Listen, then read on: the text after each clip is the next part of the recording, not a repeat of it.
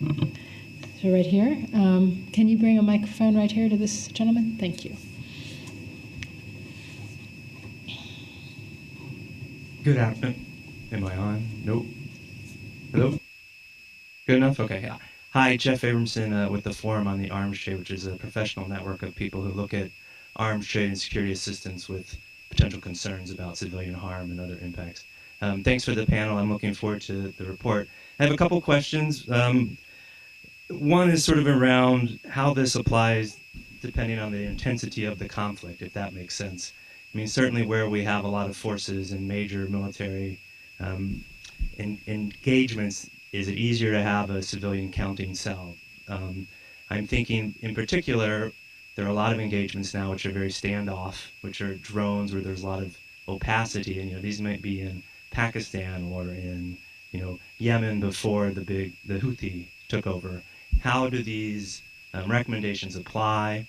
And then secondly, and related, is sort of a question around how you make evidence, potentially that collected by civil society actors, taken more seriously, not just by the U.S., but at the international arena. And I'm thinking today in the sense of the use of cluster munitions in Yemen by Saudi coalition forces, U.S. and U.K. cluster munitions, which the Saudis are completely denying. The UK are saying maybe they're not our weapons, or who knows what's going on. The US seems to be a little further along and saying, well, we're going to sort of stop the transfer of this, and it does seem like this might be occurring. But it often feels like the acceptance of evidence that's pretty hard to deny takes a long time to reach credibility at the international level, and sort of thoughts around that line.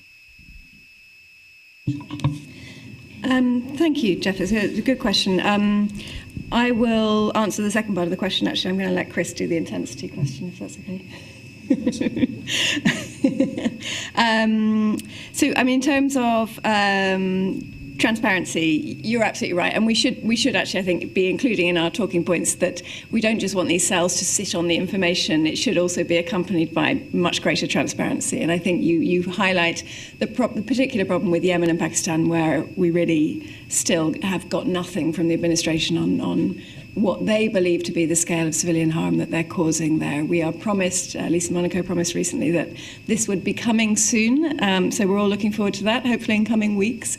But I think as a matter of course, there needs to be much greater transparency. And, I think part of the problem is that obviously the military has its own processes of investigation to go through, so there's often this huge time lag, which is a great opportunity for insurgent forces often to seize the propaganda value. I think then in Afghanistan what we saw was an improvement in terms of getting into a routine of saying something up front, acknowledging the seriousness of the allegations, and rather than dismissing them, denying them, which often I think compounded the harm itself, that sort of attitude of hostility and even sometimes contempt, to be honest.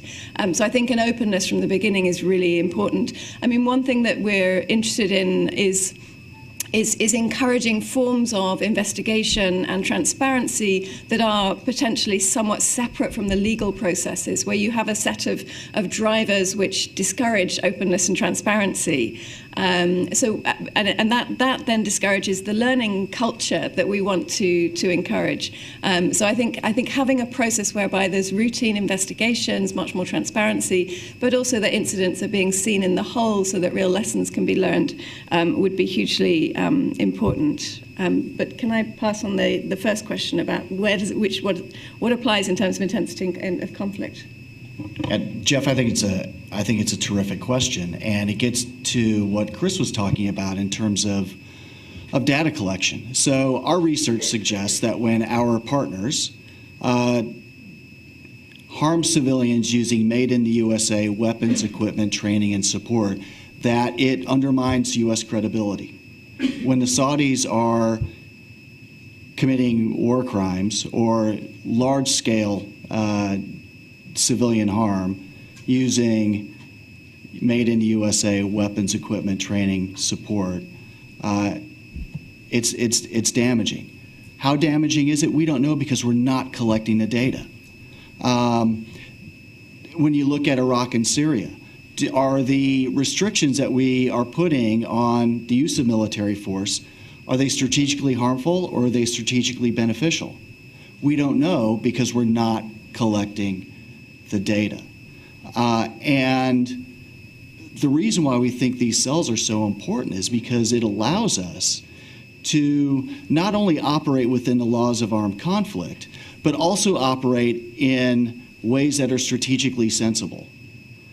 So for us, this is a critical part of the recommendation. I mean, imagine doctors giving medicines to patients and having no idea whether they're harmful or beneficial. That would be preposterous. Although we did that for the longest time, and when we started measuring the data, doctors figured out, well, the bacteria in operating rooms is actually killing more patients than we're solving.